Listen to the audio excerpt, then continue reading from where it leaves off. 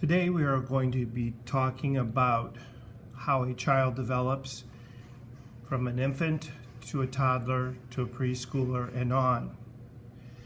The 4 areas of growth that are so important for children to grow is physical as number 1.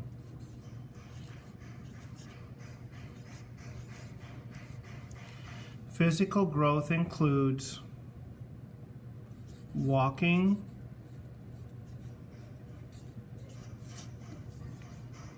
muscle control,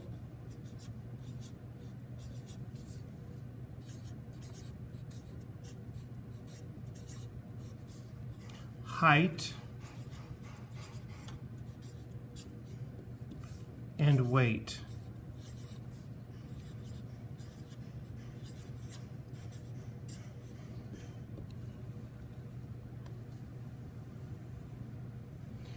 In order for a child to reach maturity, it needs physical movement, it needs muscle control, height plays a very important part in this, and weight. Malnourishment can affect the child's weight, can also affect the child's height. If the child's not getting enough exercise or use of muscles, they don't have a strong muscle control. Walking has to do with the muscles. When we talk about physical development, we talk about motor skills,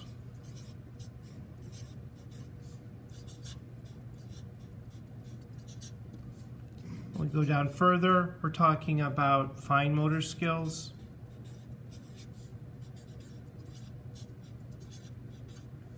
which means the use of the wrist,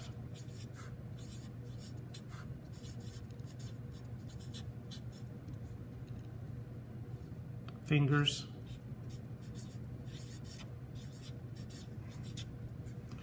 we also have gross motor skills or large motor, large muscle.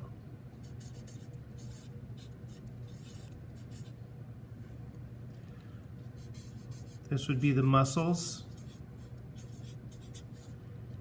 in the legs, arms, shoulder,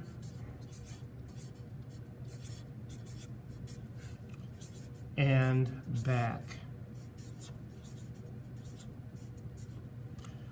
For a child, they have basically gross motor or large motor skills. And this would be in kindergarten when you had huge crayons that you wrote with, or real fat pencils. Before we started learning how to use our finger and wrist, we were developing those kinds of skills in that area. When a child is stepping upstairs, they're going 1 foot, the next foot, and then they go up to the next step with 1 foot and another foot. That is getting ready to actually start the walking where it's alternating. I take this step, I go up 1, and my other foot goes up to the next one, so it's alternating steps.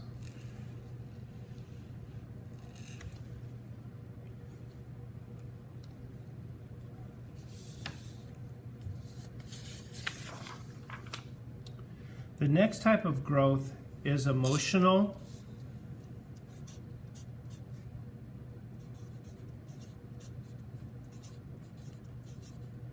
/ social.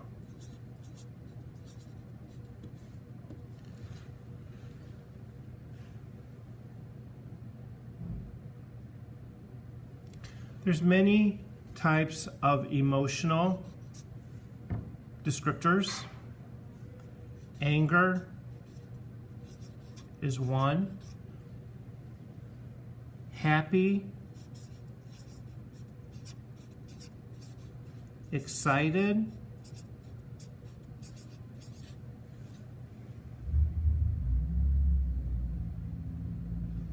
fear, and disgust.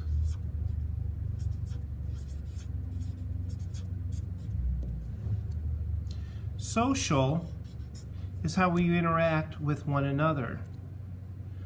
Baby come home from the hospital. Who are in direct contact with that baby? The mother, father,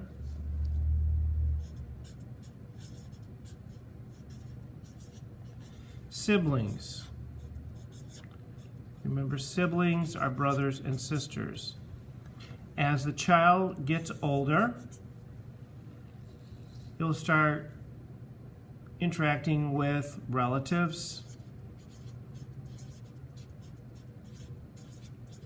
as well as other children.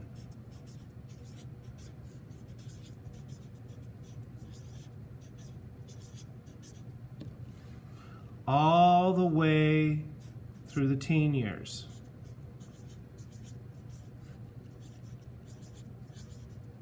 When peers become important.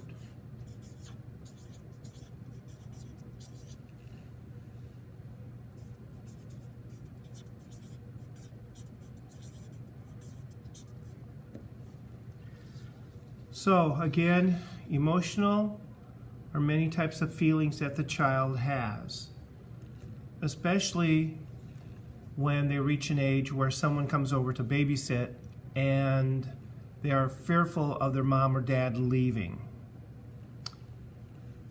Social deals with the people. The older the child becomes, the more people become involved in the child's life.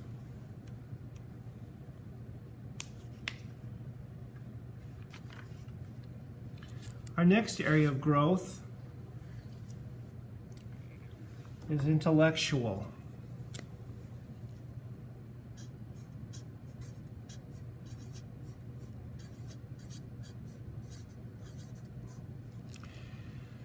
Intellectual, we always think of being IQ scores. How smart someone is.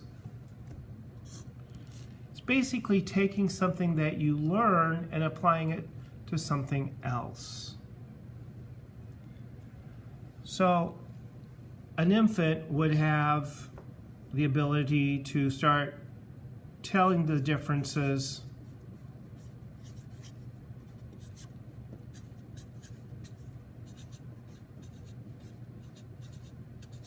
between, let's say, voices.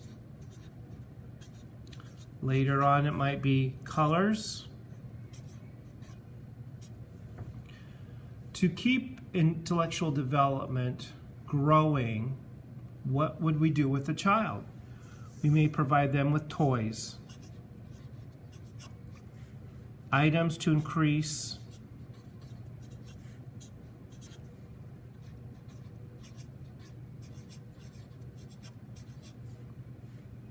their intelligence. Toys that are brightly colored.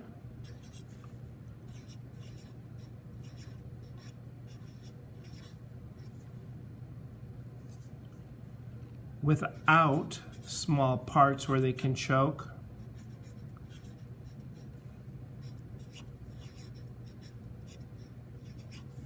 Sharp points.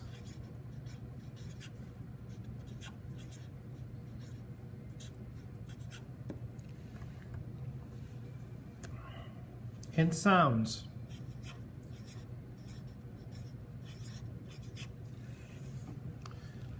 The color part of the toys should be non-toxic.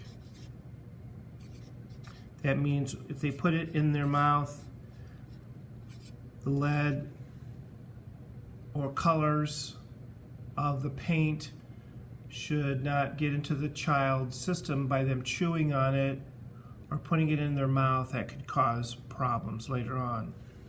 Without small parts, teddy bears with eyes that they can pull out and they can swallow the eyeballs of the teddy bear. Sharp points can be in the ears of the teddy bear.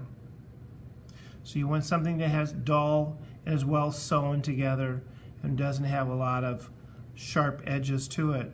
And of course, sounds are important, whether they're imitating a sound or just listening to music. Those are all the things that are so important when selecting toys. So again, a recap is intellectual is the mind.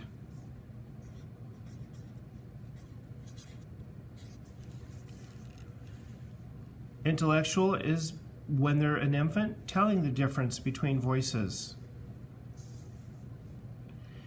Also, telling the difference between colors. This is red. Another color might be blue, it might be yellow, whatever. And in order to have them open their minds up so it's working, you can give them toys and items to increase their intelligence. When you're selecting toys during the holidays, maybe shopping for a child, you want to take a look at words such as non-toxic on toys, without small parts, nothing with sharp edges, and something that makes sound that keeps their attention a little bit longer. So those are the 4 forms of growth in children that you need to know about. Again, I just want to go over this. You have the intellectual, as we stated before. You also have the emotional part and the social part. And you also have physical development. So those are the 4 categories that we're going to be concentrating on within this unit.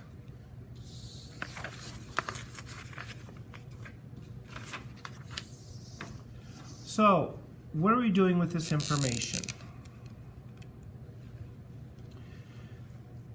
On a piece of paper, you will draw a timeline. You will draw something like this, using the edge of your book as a straight edge, and then mark off the timeline. Before you do this, just watch the rest of this video clip. So this is birth.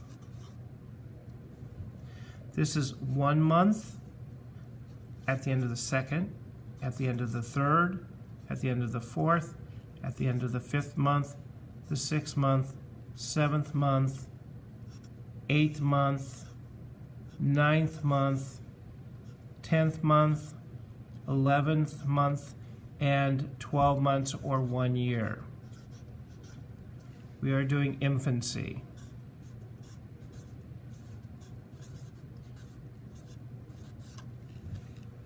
So using your textbook, you're going to be going through the book and locating information of how the child is changing each month in those particular areas we just talked about. If something happens at a certain month, then that's what we want to write down. Example, 6 months. What can a child do at 6 months? Well, on the majority, not the entirety of all kids, they can roll over. Okay?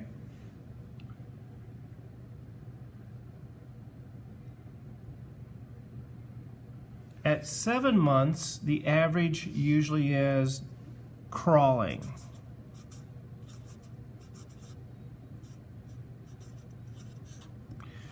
Now we have some other months here that we need to fill in.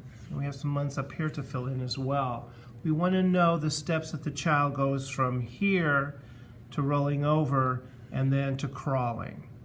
And sometimes they may skip a step. It may be that they crawl and they can pull themselves up and start walking, or maybe they have a hard time struggling with the walking. So those are the things that you want to put down that are happening during the first year of life. You want to